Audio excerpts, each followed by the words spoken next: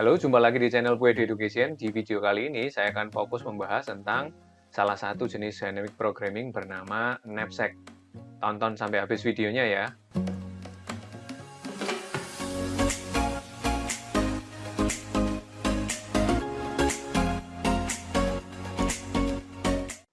Salah satu contoh dynamic programming adalah knapsack problem. Sebagai contoh knapsack problem, di depan Anda ada 5 peti barang yang memiliki harga dan value berbeda-beda. Sebagai contoh, peti barang pertama memiliki harga $1 dan kesenangan 8. Jika Anda berhasil membawa pulang petinya, Anda dapat kesenangan atau value sebanyak 8. Peti barang yang kedua memiliki harga $2 dengan kesenangan 4. Yang berikutnya $3 dengan kesenangan 0. Yang berikutnya $2 dengan kesenangan 5. Dan yang peti barang terakhir memiliki harga $2 dengan kesenangan 3. Jadi ini informasi dari masing-masing peti barang tersebut. Diketahui Anda memiliki uang sebanyak $4. Knapsack problem adalah algoritma untuk bisa membuat komputernya berpikir barang mana yang sebaiknya dilewatin alias di-skip atau dibeli alias diambil dengan tujuan memaksimalkan value atau kesenangan dari $4 uang yang ada. Jadi komputernya bisa berpikir ya, yang mana yang barang diambil, mana yang di-skip. Tujuan utamanya ingat, memaksimalkan value atau kesenangan dari barang tersebut dengan batasan uang yang dipegang, yaitu modalnya cuma $4. Soal knapsack itu seringkali memancing orang untuk menyelesaikannya dengan cara greedy. Seperti namanya, greedy itu artinya adalah rakus. Sebagai contoh, logika sederhananya untuk soal ini adalah kita akan menghitung keuntungannya ya. Jadi peti barang yang pertama itu keuntungannya 7 karena harga barangnya 1 dapat value atau kesenangan 8. Peti barang yang kedua keuntungannya 2 karena harga barangnya 2 dapat kesenangan atau value sebanyak 4 dan seterusnya. Setelah kita tahu semua keuntungan dari 5 peti barang tersebut, algoritma greedy itu biasanya akan mengurutkan ya, dilihat mana untung yang paling besar. Itu yang dipilih. Itu logika sederhananya seperti itu ya. Jadi soal knapsack seringkali memancing orang menyelesaikan soal ini dengan cara algoritma greedy alias rakus. Tetapi ada kasus-kasus tertentu di mana algoritma greedy ini tidak mungkin bisa menyelesaikan soal knapsack. Contohnya seperti kasus ini. Anda diberi $12 dengan 3 barang di depan Anda. Yang pertama, $5 dengan 5 kesenangan. Peti barang kedua ini $7 harganya dengan 7 kesenangan. Dan yang ketiga, $10 dengan 11 kesenangan. Kalau Anda menggunakan algoritma greedy alias rakus, tentu yang paling menguntungkan duluan adalah peti barang yang ketiga. Jadi dengan algoritma greedy, jawaban untuk kasus ini adalah 11 value atau kesenangan yang kita bawa pulang. Alasannya itu yang paling menguntungkan. Padahal jawaban sebenarnya adalah 12. Kalau kita menggunakan algoritma knapsack, maka jawabannya adalah 12 karena dengan $12 kita mending beli barang pertama dan barang kedua. Kita bisa membawa pulang 12 value atau kesenangan. Jadi kesimpulannya soal problem knapsack ini tentu tidak bisa diselesaikan dengan cara greedy alias rakus. Baik, jika tadi itu algoritma greedy alias rakus, sekarang kita nyoba ya algoritma knapsack. Bagaimana kita menyelesaikan kasus yang ini, 5 peti barang dengan harga dan value kesenangan masing-masing, kita bisa memaksimalkan kesenangan yang bisa didapat dengan uang $4. Kita akan menggunakan spreadsheet untuk bisa mendemokan cara kerjanya algoritma knapsack itu seperti apa. Perhatikan baik-baik bahwa $4 uang itu akan menjadi kolom. Ingat ya, kolom itu sama dengan uang. Itu sebabnya di array 2 dimensi ini saya tuliskan ulang lagi bahwa kolom sama dengan uang. Jadi yang menjadi kolom itu sebagai gantinya uangnya. Jadi saya tulis ulang di array 2 dimensinya ini, barisnya itu adalah itemnya. Sedangkan kolomnya itu adalah uangnya. Lalu, informasi 5 barang tersebut saya tulis menjadi seperti ini. Jadi ini ada 5 barang dengan harga berbeda-beda, ada 5 value atau kesenangan dari masing-masing barang tersebut. Anda akan saya minta standby di barang pertama. Lalu, saya siapkan array 2 dimensi sebagai memo alias catatan untuk mencatat maksimal value yang bisa kita dapatkan per masing-masing barang. Ya, awalnya memo ini dari 2 dimensi ini akan saya buat nol semua dengan memset atau dengan perulangan, lalu kita akan mencoba mengisi memo ini dengan cara knapsack. Knapsack cuman ada 2 kemungkinan. Skip, artinya lihat atasnya, atau beli, artinya kita cek dulu siapa yang paling maksimum, skip, atau beli. Definisi beli itu artinya Anda dapat kesenangannya, lalu Anda bisa lihat baris atasnya, kolomnya kolom sisa uang.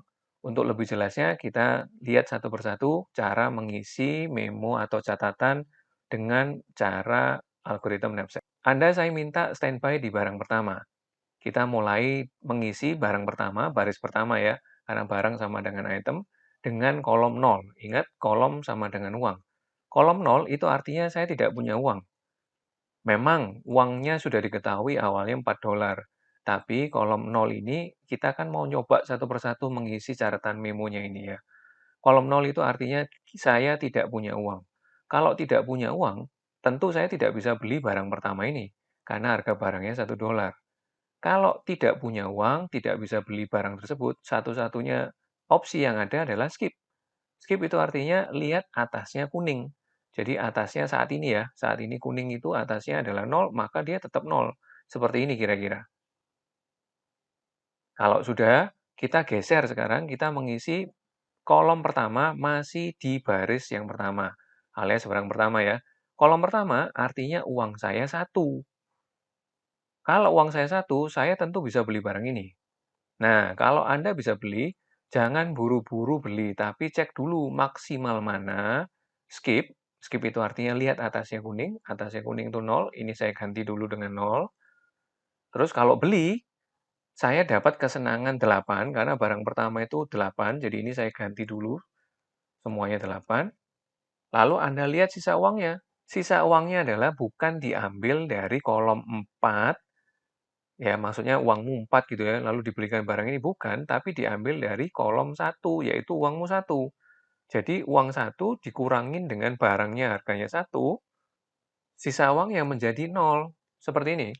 Artinya apa? Artinya kalau Anda beli barang pertama ini, dapat kesenangan 8, lalu sisa uangmu yang 0 itu bisa dipakai untuk dapat kesenangan berapa? Tergantung dari baris atasnya yang ini, kolomnya, kolom 0. Kita lihat kolom 0 ya, kira-kira kalau saya beri panah, tampilannya menjadi seperti ini nih. Nah, kita ambil kolom 0-nya dari situ, seperti ini. Jadi 8 ditambah 0 ya, karena baris atas kolom 0 itu nilainya 0. Mana yang lebih maksimal? Kalau skip dapat 0, kalau beli dapat 8. Ya tentu yang lebih maksimal yang 8. Demikian ya cara mengisi memo catatan ini ya. Sekarang ini saya minggirin dulu, supaya tidak mengganggu, kita coba lagi. Kolom yang kedua. Kolom kedua artinya duitnya $2. Seumpama uang saya $2, tentu saya bisa beli barang ini. Nah, kalau bisa beli, jangan buru-buru beli, tapi cek dulu. Kalau skip, dapat berapa? Untuk kasus ini, skipnya dapat 0 ya. Kalau beli, tetap dapat 8, karena ini masih barang pertama. Sisa uangnya adalah 1. Didapat dari kolom 2, yaitu uangmu $2, dikurangin harga barangnya $1. Jadi sisa 1. Sisa 1 artinya, lihat baris atasnya kolom 1, yaitu tetap 0 ya, karena atasnya masih 0 semua. Jadi di sini lebih maksimal beli, dapat 8. Lanjut lagi ke yang kolom 3, juga 8, karena sisa uangnya 2, juga masih ya, 8 ditambah 0 tetap ya. Demikian juga untuk kolom 4, masih dapat 8 juga. Karena sisa uangnya 3, juga masih 0. Kalau Anda sudah selesai menguji barang pertama dengan mengisi semua memo di baris pertama tersebut, langkah berikutnya adalah Anda berpindah ke barang kedua, kita menguji hal yang sama, mulai dari kolom 0 untuk semua kolom ya, khusus barang kedua. Kolom 0 artinya saya tidak punya uang, saya tentu tidak bisa beli barang kedua ini yang harganya $2. Ya, satu-satunya opsi ya cuman skip. Skip artinya lihat atasnya. Atasnya kebetulan 0 ya, jadi tidak ada perubahan. Lanjut lagi, di kolom ke-1. Kolom ke-1 artinya uangmu $1, tentu nggak bisa beli ya, karena barang kedua ini harganya $2. Jadi satu-satunya opsi cuman skip. Skip artinya lihat atasnya. Atasnya adalah 8, jadi ini ikut 8 ya, ikut atasnya. Lanjut lagi di kolom kedua. Kolom kedua artinya uangmu $2, lalu kita mencoba bisa beli barang ini nggak ya? Harga barangnya kebetulan $2, jadi kita bisa beli ya, tapi jangan buru-buru beli, kita cek dulu. Skip dapat berapa? Untuk kasus ini, skipnya dapat 8, ini saya ganti dulu 8. Untuk kasus ini juga di barang kedua, kalau kita beli dapat kesenangan 4. Jadi yang di sini saya ganti dulu 4. Lalu sisa uangnya adalah 0, didapat dari uang $2 yang di sini, dikurangin harga barangnya $2, jadi sisa 0 ya. 0 artinya, ini panahnya saya kembalikan, lihat baris atasnya, kolomnya kolom 0. Jadi dapatnya kebetulan juga 0. Jadi kesimpulannya, untuk kasus ini lebih baik skip, karena dapat 8, lebih maksimum dibandingkan beli yang cuma dapat 4 ditambah 0. Jadi lebih baik dapat 8, lebih baik skip. Ini saya minggirin lagi panahnya biar nggak mengganggu. Kita lanjutkan sekarang di kolom ketiga. Kolom ketiga artinya uang Anda $3, lalu barang kedua ini harganya $2. Kita bisa beli berarti ya. Kalau bisa beli, jangan buru-buru beli, tapi cek dulu skip dapat berapa. Untuk kasus ini tetap 8. Beli dapat 4, karena barang kedua ini kesenangannya 4. Lalu sisa uangnya, karena 3 ya. Kolom 3 ini sisa uangnya berarti 1, karena 3 ini dikurangin harga barangnya $2, jadi sisa 1. Kebetulan menurut catatan sebelumnya, sisa 1 itu menghasilkan angka 8. Kira-kira seperti ini. Jadi menurut catatan sebelumnya, kalau uang Anda $1, Anda bisa dapat kesenangan 8. Jadi di sini harusnya dapat 8. Nah, mana yang lebih baik? Mana yang lebih maksimum? Skip, dapat cuma 8, beli, kita dapat 4 plus 8. Jadi tentu yang lebih maksimum adalah 12. 4 ditambah 8. Didapat dari barang pertama dan barang kedua. Jadi tabel ini seolah-olah memberitahu kita, kalau uangmu $3 dan sudah lihat dua barang tersebut, ya beli semua, supaya dapat maksimum value atau kesenangan. Demikian juga untuk kolom 4. Ini juga berisi 12, karena 8 ditambah 4 ya, sisa uangnya kan 2 ya. Jadi tetap 8 ditambah 4 alias 12. Kalau sudah selesai menguji semua kolom untuk barang kedua, lanjut lagi ke barang ketiga. Di barang ketiga kita mulai dari 0, kolom 0 artinya nggak mungkin beli karena harga barangnya sendiri $3. Nggak mungkin beli, skip ya, dapatnya juga 0. Terus kalau saya kolom pertama ini juga skip, karena uangnya 1 nggak mungkin bisa beli ya, harga barangnya $3. Skip artinya lihat atasnya 8, kolom kedua juga sama, skip karena nggak bisa beli ya, 8 juga. Nah, kolom ketiga kita bisa beli. Kita bisa beli barang ini karena harganya 3 dan ini kolom ketiga. Kalau beli, jangan buru-buru beli, kita cek dulu. Skip dapat 12 untuk kasus ini. Kalau saya beli, saya dapatnya 0. Ini saya ganti dulu 0 semua. Lalu saya dapat sisa uangnya 0. Ya, dan hasilnya juga 0. Karena sisa 0, kalau saya beri panah, kira-kira saya ngambil dari kolom ini ya. Nah, ini. Jadi ceritanya ini kalau saya beli barang ketiga ini, itu bisa dapat song ya. Karena Anda beli dengan harga $3, dapatnya cuma 0 kesenangan, sisa uangnya pun dipakai untuk beli, ya 0 kesenangan lagi. Jadi mendingan skip. Lebih baik skip dapat 12. Jadi barang ketiga ini kita skip ya. Demikian juga kolom 4. Lebih baik 12 ya, daripada kita beli yang tidak menguntungkan sama sekali. Lanjut lagi, kalau sudah selesai untuk barang ketiga, kita uji barang keempat. Caranya sama, mulai dari kolom 0, nggak mungkin beli jadi skip. Kolom 1 juga nggak mungkin beli, jadinya dapatnya cuma 8 ya, skip. Karena nggak mungkin beli. Lalu kolom 2 ini mungkin nih ya, kolom 2 karena mungkin beli karena harga barangnya juga $2. Kalau kita beli, kita cek dulu ya, skip dapat 8. Kalau beli saya dapat kesenangan 5. Lalu sisa uangnya 0 ya, ini sisa 0. Jadi sisa 0 kebetulan masih 0. Jadi lebih baik skip ya. Untuk barang keempat, kolom kedua lebih baik skip. 8 lebih baik daripada beli, cuma dapat 5 ya. Lanjut lagi, untuk kolom ketiga, saya bisa beli lagi, karena kolom ketiga ini uangnya $3 dan harganya $2. Saya bisa beli, dapat skip dapat 8 ya, kalau beli dapat 5, sisa uangnya 1, karena di sini $3, dibelikan barang ini yang $2, sisa 1. Menurut catatan, sisa 1 itu bisa dipakai untuk membeli barang dengan kesenangan 8, seperti yang ditunjuk oleh panah ini. Jadi, kalau saya skip dapatnya 12, kalau saya beli dapatnya 13. Ya, skip lihat atasnya, dapat 12, kalau saya beli dapat 13, didapat dari 5 ini, dan 8 sisa, dapatnya dari sisa uang 1 ya, dapat 8 ini. Total 13. Jadi lebih baik beli ya, karena kita dapat 13 daripada skip yang cuma dapat 12. Demikian juga untuk kolom 4. Kita perhatikan kolom 4 ini kan dibelikan ini sisanya 2 ya. Kita geser panahnya kira-kira kayak gini. Kita dapat sisa 2 itu untuk 8 kesenangan juga ya. Jadi kalau tak gambar, kira-kira begini nih. Jadinya 13 juga ya. Lebih baik daripada skip yang cuma 12.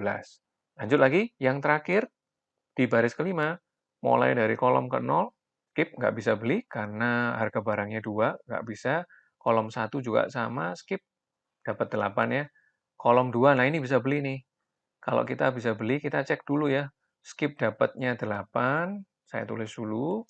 Beli dapatnya cuma 3, sisa uangnya juga 0. Jadi ini saya ganti 0, kolomnya 0 itu adalah 0. Jadi lebih baik kalau kolom 2, nah lebih baik skip ya, dapatnya 8, beli cuma dapat 3. Jadi ini saya ganti 8.